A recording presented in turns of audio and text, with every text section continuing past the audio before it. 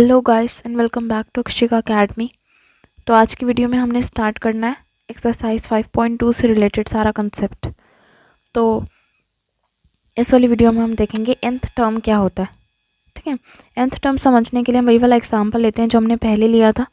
देखो, हमने एक एग्जांपल पढ़ा था कि रीना ने अप्लाई करा एक जॉब के लिए एंड उसकी मंथली सैलरी है इतना, बट हर साल के साथ उसे 500 का इंक्रीमेंट मिलेगा। यानी कि फर्स्ट ईयर उसने काम करा, उसे 8000 मिला। फर्स्ट ईयर कंप्लीट होते ही सेकंड ईयर की सैलरी उसकी हो जाएगी 8000 प्लस 500।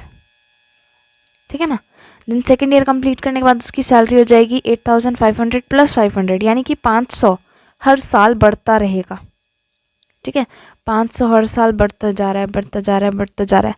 अब मैं आपसे पूछूं कि बताओ मुझे कि रीना की सैलरी 12,000 कब हो जाएगी? तो आप लोग क्या बोलोगे, कब हो जाएगी? कैसे कैलकुलेट करोगे? बार बार प्लस करके देखोगे कि जब हम एक बार प्लस करें 500 तो क्या आएगा, दूसरी बार प्लस करें तो क्या आएगा?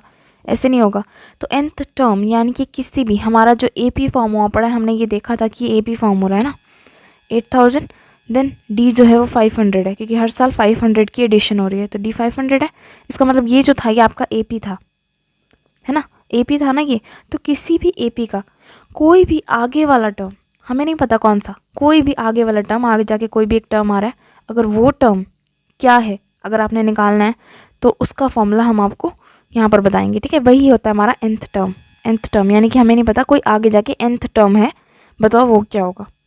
तो वो सारी चीज़ें जो हैं उससे रिलेटेड वो आपकी इस एक्सरसाइज में होंगी।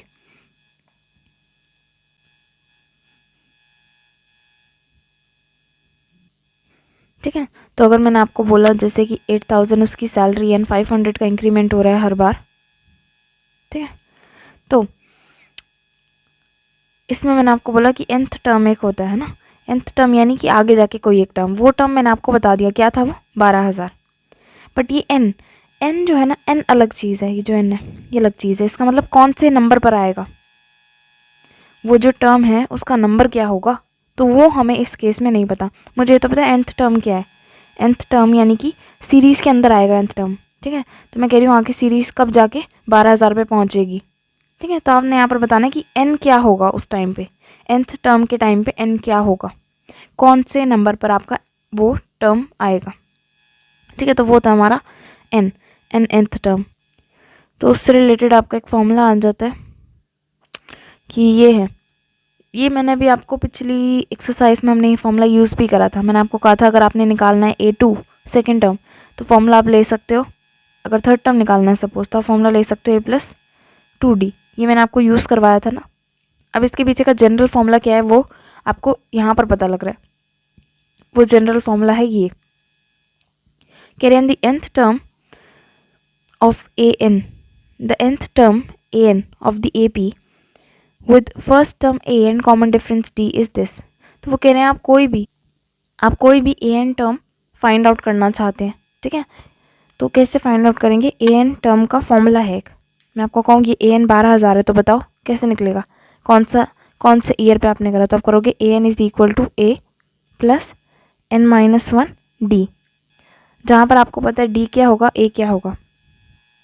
एक मिनट, d तो आपको पता है क्या होगा, d आपका होगा क्या, कॉमन डिफरेंस। कॉमन डिफरेंस आपको पता होता है क्या होता है ना, आप निकाल सकते हो। a आपको पता है क्या होता है, फर्स्ट टर्म होता है AP का। ठीक है, n यहाँ पर क्या है, कौन से नंबर पर आएगा, और a है ना टर्म, कौन सा टर्म है। अब जैसे जो 12,000 वाला केस है हमारा, अगर मैं 12,000 वाला केस देखूं तो 12,000 वाले केस में मैं फॉर्मूला कैसे पुट करूँगी, मेरा फॉर्मूला है an is equal to a plus n-1 d। तो मैंने देखा कि मेरा स्टार्टिंग का टर्म था 8,000, क्योंकि 8,000 उसकी सैलरी लगी है। n मुझे नहीं पता 12,000 कब आएगा। ठीक है, एंड d था 500 और a है ना मेरा 12,000। हाँ 12,000, an यानी कि कौन सा टर्म, तो 12,000 मेरा टर्म है और मुझे नहीं पता वो कौन से ईयर में उसका 12,000 हो जाएगी सैलरी, है ना, मुझे नहीं पता, तो इसलिए मैंने n को n ही लिखा है। n यानी कि कौन सा ईयर या कौन सा नंबर, AP में जब आप देखोगे आपको पता लगेगा। तो मुझे नहीं पता कि कौन से ईयर में उसकी लगेगी, कौन सा ईयर में उसका निकाल सकती हूँ, है ना। 12,000 minus 8,000 is equal to 500n minus 500। तो ये आपका आ जाएगा 4000 is equal to 500 n minus 500। तो ये हो जाएगा 4500 इज इक्वल टू 500 n। तो ये मैं कर सकती हूँ 4500 by 500 is equal to n। ये आपका कटेगा 9 पे। तो कह सकती हूँ मैं कि 9th ईयर में उसकी सैलरी हो जाएगी 12,000। तो आई होप ये चीज़ आपको क्लियर है। फॉर्मूला आपने ये वाला याद रखना है, ठीक है। ये जो फॉर्मूला है ये फॉर्मूला आपका होता है कोई भी nth टर्म फाइंड करने का। कोई भी nth टर्म कह लो, आपको एक AP का 100th टर्म फाइंड करना है तो आप निकाल सकते हो, ठीक है। ये फॉर्मूला आपने याद रखना है। तो मैं आपको बता रही थी ना कि ये जो फॉर्मूला हमने करा था ये वाला, ये हमने इसी फॉर्मूले से निकाला है, ठीक है। कैसे निकाला मैं आपको बताती हूँ। मैंने यहाँ an की जगह पुट कर दिया A2, सेकेंड टर्म मुझे निकालना है। तो मेरा आ जाएगा A प्लस 2 माइनस 1D, ऐसे ही होगा ना। देखो देखो यहाँ पर मेरा फॉर्मूला है an is equal to A plus n minus 1D, है ना। तो मैंने आपको बोल दिया कि मुझे बताओ सेकेंड टर्म क्या होगा। तो सेकेंड टर्म सेकेंड नहीं है, 2 नहीं होगा सेकेंड टर्म। तो मुझे पता है कि n मेरा 2 मैंने निकालना है। ये सपोज ले लेते हैं n मुझे 4 निकालना है, ठीक है। मैं कह रही हूँ 4th टर्म बताओ, तो मैं n की जगह 4 पुट कर सकती हूँ। जहाँ जहाँ n है वहाँ 4 लगा दो।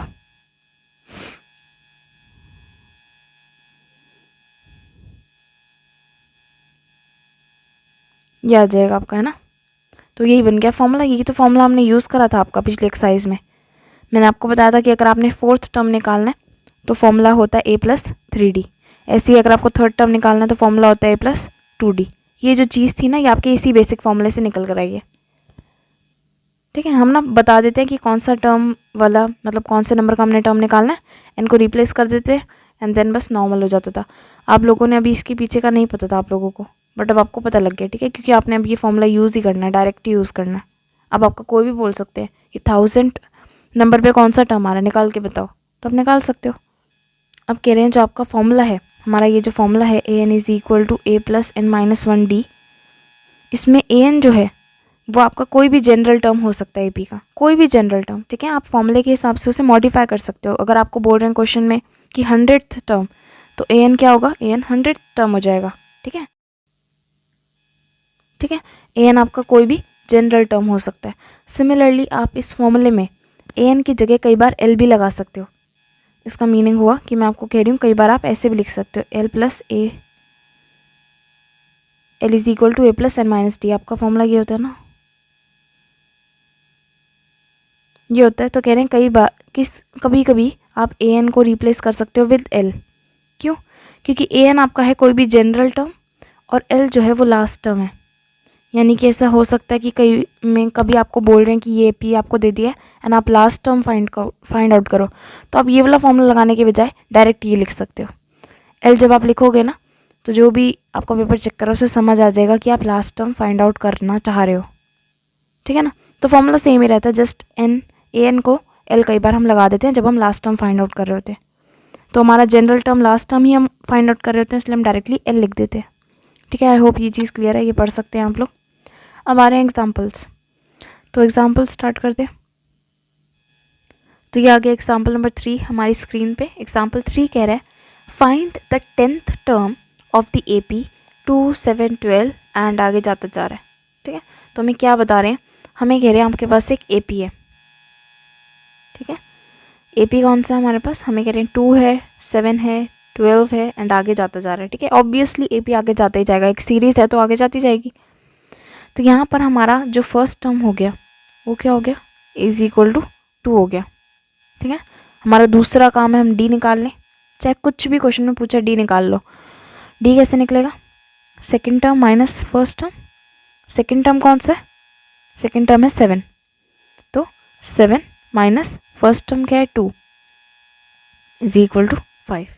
अब ये दो चीज़ें जब आपको पता लग गई कि आपका A क्या है एंड आपका D क्या है, तो आप देखो क्वेश्चन में क्या मांग रहे हैं। क्वेश्चन में कह रहे हैं 10th टर्म। हमें फॉर्मूला पता है कौन सा अप्लाई होगा, फॉर्मूला हमारा यूज़ होने वाला है an is equal to A plus n minus 1D, ठीक है। कह रहे हैं 10th term of the AP, 10th term कौन सा होगा। तो ये जो 10 है, मेन प्रॉब्लम आती है कि ये जो 10 है ये an है कि n है।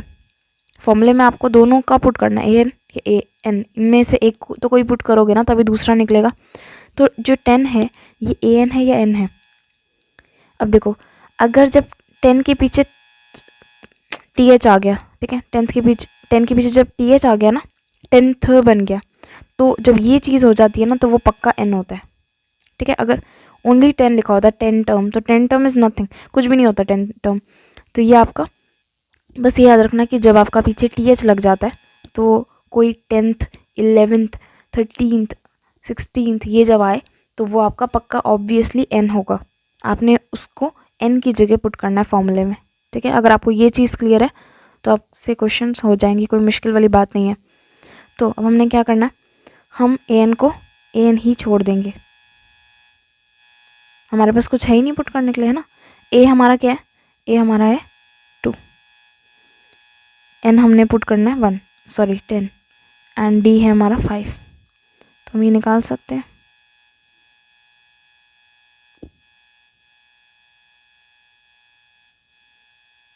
ठीक है।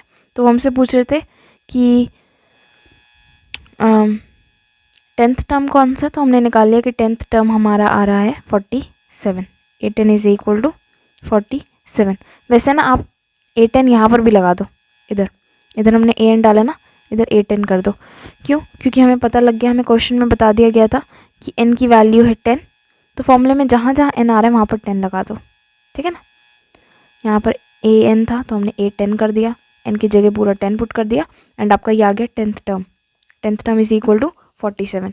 तो हम ये कह सकते हैं कि अगर आप सीरीज़ में आगे चलते जाओगे तो आपको पक्का 10th टर्म 47 ही मिलेगा, ठीक है ना। आई होप ये चीज़ क्लियर है। जल्दी से आते हैं नेक्स्ट एग्जाम्पल पे। ये आ गया एग्जाम्पल नंबर 4 हमारी स्क्रीन पे। कह रहे हैं which term of the AP आपको गिवन है।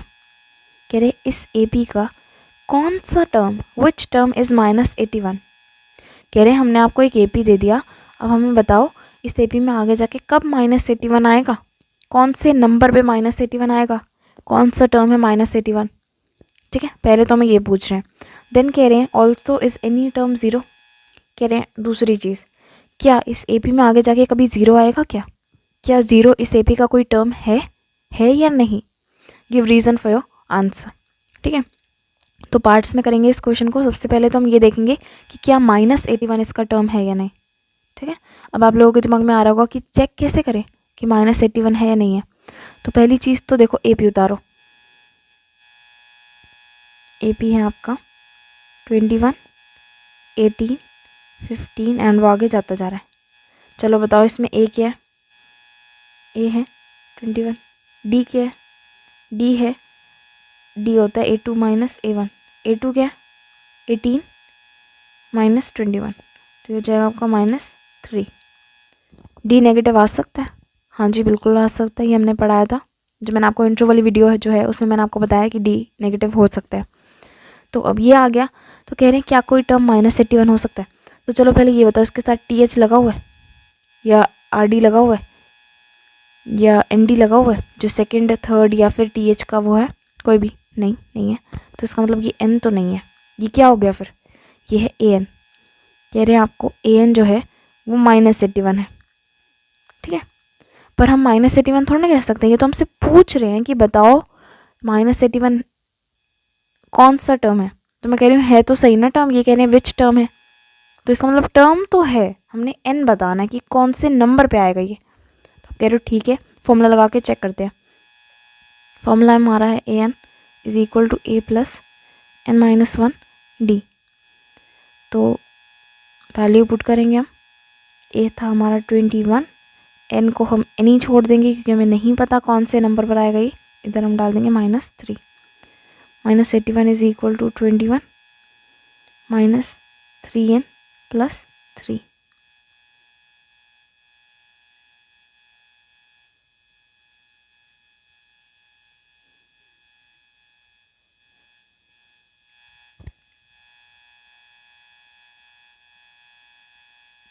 ये कट जाएगा आपका, तो n आ जाएगा 35, n आपका आ रहा है 35। तो हमसे क्या पूछा था, हमसे बोला था कि -81 कौन से नंबर पर आएगा, कौन सा टर्म है। तो हम बोल सकते हैं कि 35th टर्म जो है इस AP का वो होगा -81, ठीक है। हम बोल सकते हैं कि जाओ चेक कर लो, 35th टर्म आपका -81 टर्म होगा। आई होप ये चीज़ क्लियर है। अगर इसमें कोई भी डाउट है तो आप कमेंट करके बता सकते हैं कहाँ पर डाउट आ रहा है आपको, देन नेक्स्ट पार्ट पे आते हैं इस क्वेश्चन के। कह रहे थे also is any term zero. अब यहाँ पर देखो, यहाँ पर इनको नहीं पता कि ज़ीरो है या नहीं है, ये हमसे पूछ रहे हैं होगा या नहीं होगा, तो भी हम कुछ कर नहीं सकते। देखो हमसे पूछ रहे हैं ना, तो हम कुछ नहीं कर सकते। यहाँ पर सबसे पहले तो ये चेक करो कि ज़ीरो के पीछे टी एच या कुछ है, नहीं है ना, तो ये क्या है, ये एन तो पक्का नहीं है, ये होगा ए एन। बट अब यहाँ पर मेरे को बोलोगे कि ए एन कैसे हुआ, ये तो हमसे पूछ रहे ना है या नहीं है, हमें भी तो नहीं पता अभी है या नहीं है, तो हम ए एन कैसे मान ले। देखो मैं आपको यहाँ पर ये बताऊँ कि हमें नहीं पता ना, हमारे पास और कोई मेथड नहीं है चेक करने का, तो बेटर रहेगा कि आप ए एन की जगह से पुट करके देखो। अगर एन होल नंबर में आ जाता है, पॉजिटिव या नेगेटिव, तो हम मान लेंगे, सॉरी, अगर ये पॉजिटिव में आ जाता है होल नंबर, तो हम मान लेंगे कि ज़ीरो जो है वो टर्म है। अगर एन नहीं आता तो हम कहेंगे ठीक है नहीं है, ठीक है ना, इसे ए एन मान के चलेंगे हम। फिर हम देखते हैं आंसर क्या आता है हमारा। तो सेकंड पार्ट के लिए हमारा फिर से ए क्या है, 21 है, डी है -3, एंड इस बार ए एन को मैं पुट कर रही हूँ 0। फॉर्मूला लगाएंगे,